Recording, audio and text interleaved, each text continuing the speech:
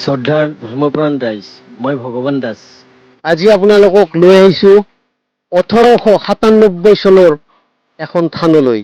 আপোনালোকক দেখুৱাবলৈ লৈছোঁ আমনি ৰাজহুৱা বাবাত থান, শংকৰ আশ্ৰম, আৰু ইয়াতে আছে আচৰিত এডাল গছ।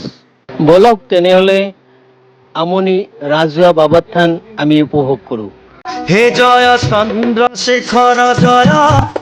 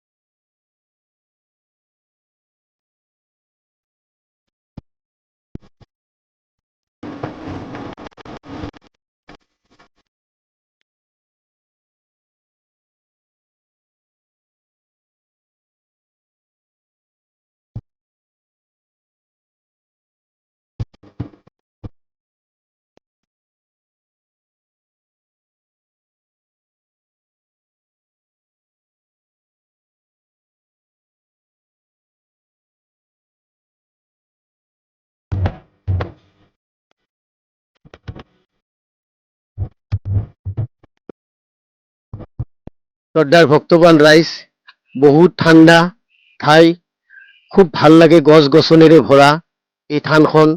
এই থানখনত আপোনালোকে এবাৰ নিশ্চয় শ্ৰদ্ধা ভক্তিৰে আহিব আৰু ভিডিঅ'টো চাই ভাল লাগিলে আমাক আশীৰ্বাদ কৰিব। ধন্যবাদ। জয় আই অসম।